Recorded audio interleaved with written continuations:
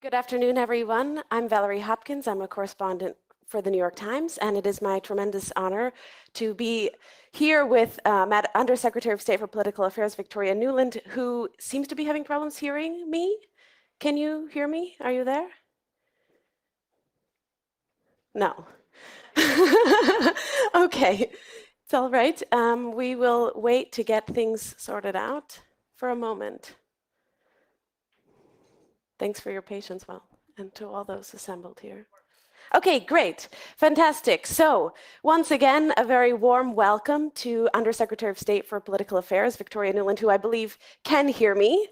I was introducing myself. I'm Valerie Hopkins. I am a new correspondent for the New York Times, and it's a big pleasure to be here with you today because one of the major topics of conversation here at this GLOBSEC has been what happened yesterday in Geneva. There's been a lot of speculation, and now we are joined by someone who I believe was actually in the room.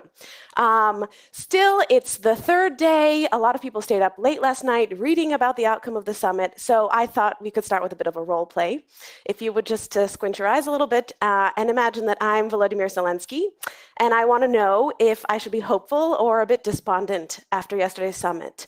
What would you tell me? Is the Biden administration leaving Ukrainians out to dry? Well, Valerie, first of all, it's great to be here with all of you at GLOBSEC. Congratulations on a great conference, and I'm really happy to be joining you again.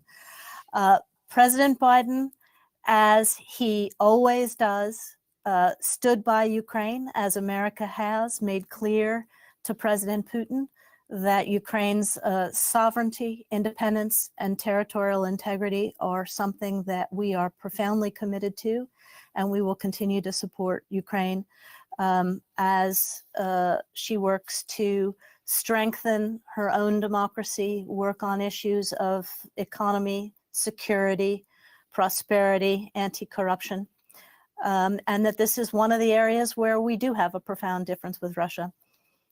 Interestingly, though, as you heard President Putin say in his press conference, he did raise the Minsk agreements, declared himself still committed to them, and said he would like to see the United States participate more actively in trying to see them implemented again. So we will obviously take a look at that with our Ukrainian partners and friends. Thank you so much. And what about Mr. Putin himself? Did you witness any willingness by Putin to engage, to change his behavior at all? I mean, I think we came into the summit with fairly low expectations, but have they been exceeded or not? Well, first of all, I think you heard both presidents say that the summit and the 3 hours of conversation that they had, half of it in 1+1 format, half of it with the rest of us joining, was businesslike, was professional, was constructive. Our president, as he said, had 3 goals: to be, first of all, to meet leader to leader, because he thinks that's the best way to be absolutely clear about where we stand and to have no misunderstandings between us. But he made clear that what we would like is a stable and predictable relationship with Russia, that we are prepared to cooperate where we can, but we will push back on areas where we disagree, including profoundly with regard to issues of human rights and values. And the president was very clear about our concern about the treatment of Mr. Navalny, about his concern about election interference and democratic interference in the United States, about locked up Americans, about the way the Russians treat RFERL, and many other issues, and said very clearly to President Putin that he will continue to speak out on these issues. President Putin heard that. He also heard that when our interests are threatened, we will take strong action. So, the question is, does President Putin want also a predictable and stable relationship with the United States? He says that he does. He did yesterday. He said that he did yesterday. But as President Biden said, the proof of the pudding will be in the eating. And we've set out a number of areas where we're going to try to cooperate and we'll see what happens. One is in the area of strategic stability, follow-on discussions about nuclear and conventional weapons of concern. The other is in the area of ransomware and cyber. So these will be early tests, along with whether we can cooperate on things like humanitarian support to Syria, Afghanistan, etc. So we will see. But I will say that it was constructive in the room, and now we have to test how that can convert. Does that mean you're more than confident that the pudding will at least be edible, if not incredibly tasty? You know, I think that's very much up to Mr. Putin. We started making a pudding. We'll see if it's edible. Great. Thank you very much. We only already have 20 minutes left for this conversation, so I want to remind the audience that you can submit your questions via the GLOBSEC app. You can also, if you have a really pressing question, raise your hand and I will come to you. But we are here in Central Europe, and a lot of my Central European colleagues have really made me want to ask you, or really encouraged me to ask you about how some of these themes are reflected here in Central Europe. So you just mentioned President Biden's clear commitment to democratic principles and human rights. According to a recent GLOBSEC poll, authoritarian tendencies or support for the idea of a strong leader have increased in the region to about 42%. You know, in a lot of these Central European countries, we're witnessing the democratic backsliding, eroding media freedom, and as we saw recently in the Hungarian parliament, also increasing hostility to human rights.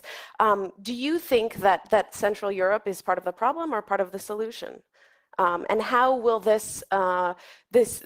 some of these democratic backsliding tendencies interact with the need for unity on issues like China and Russia?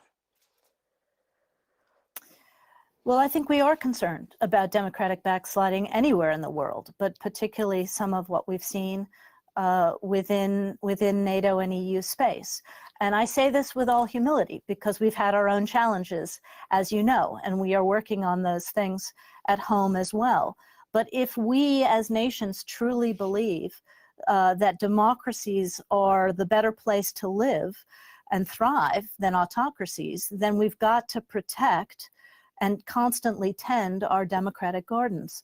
And that's true in the United States, it's true in Central Europe, it's true in other parts of Europe. So that means for all of us, we've got to protect human rights, we've got to strengthen rule of law, we've got to allow for free and fair and competitive elections, we've got to support freedom of the press, independent judiciaries, we've got to root out corruption, which kills democracies, we've got to protect civil society. We've got to ensure that racial injustice, discrimination on the basis of religion or gender or sexual orientation has no place in our societies. And we've all got to work on these things. So we have concerns in a number of countries. We will continue to speak out about them privately and publicly. But really, I think for countries that worked so hard to meet the high NATO standards, they really need to protect those levels of standard at home in their own interest, unless they want to have their countries increasingly look like Russia and China and be those kind of places to live rather than the free democracies we've all aspired to.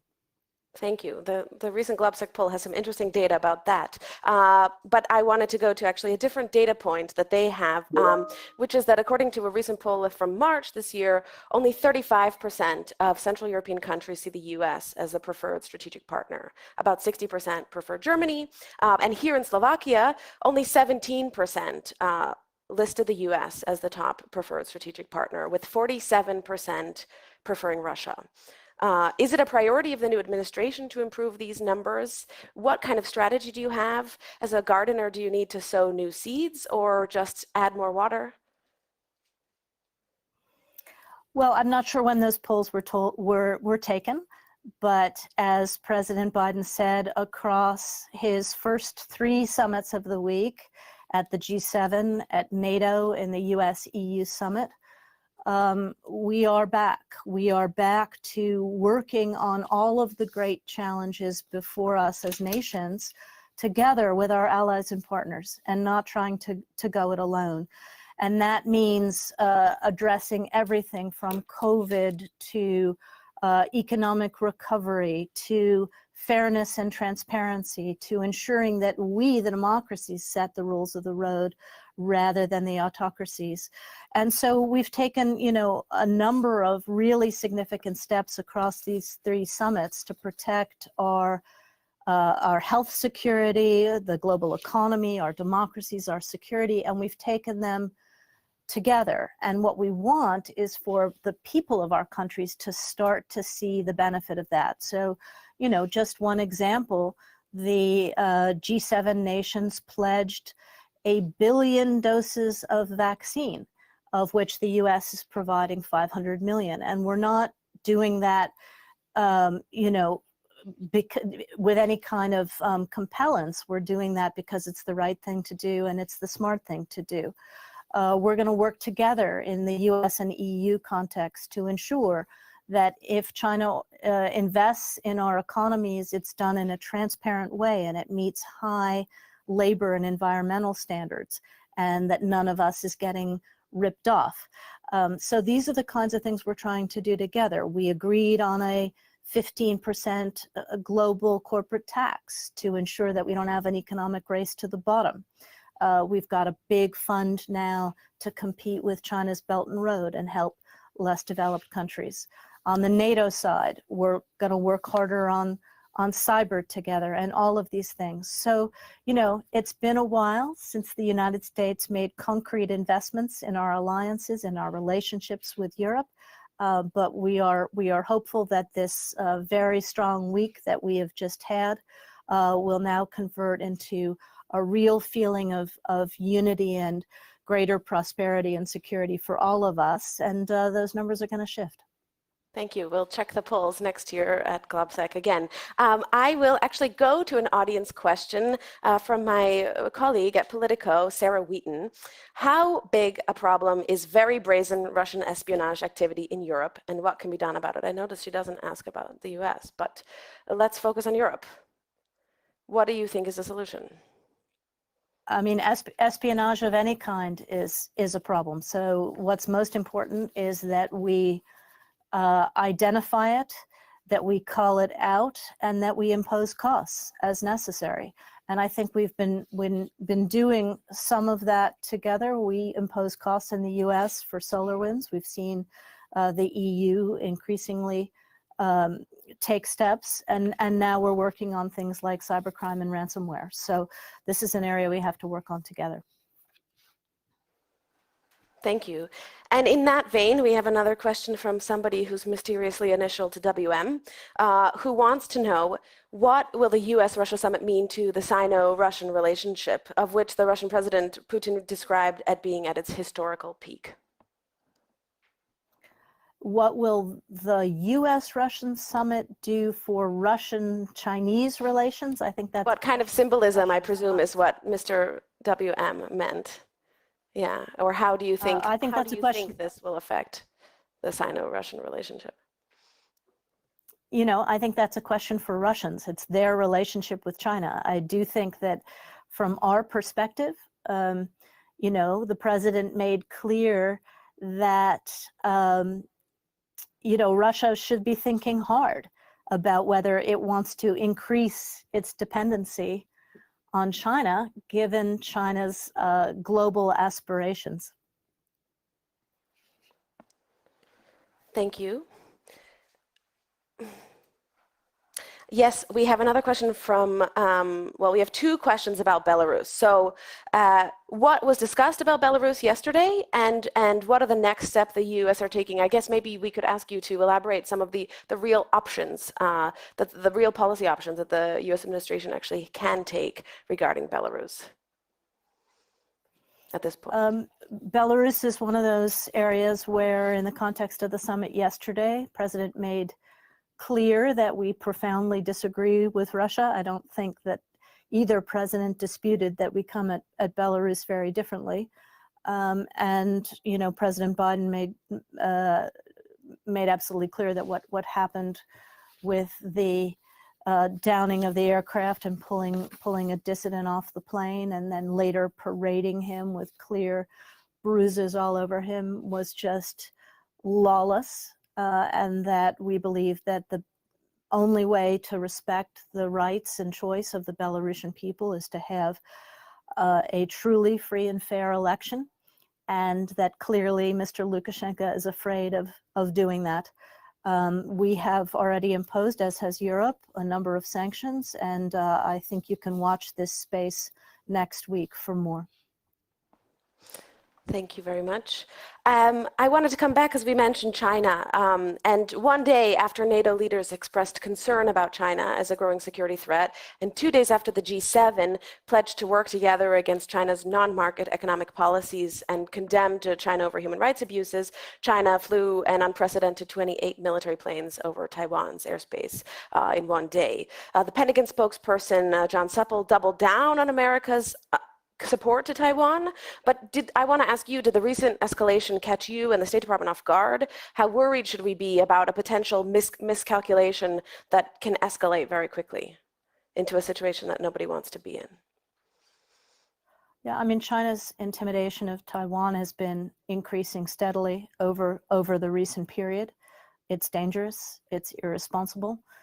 We've been trying to send both public and private messages about the dangers here and about our firm commitment to Taiwan under the Taiwan Relations Act. So, you know, this happens sometimes when you're paying attention at leader level to one part of the world, another part of the world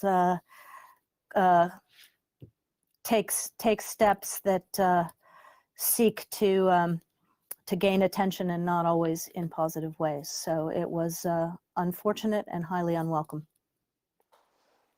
Thank you so much. I'm using all the modern technology with the app, and I just want to do a scan in the room to see if anybody does have a question that they haven't submitted electronically. If not, we see one. We only have 7 minutes, so I'll ask one question from the app, and then I can ask someone to come with a microphone to you.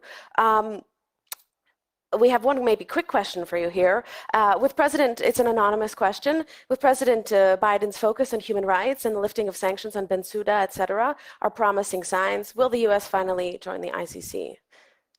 Is that possibly in the cards?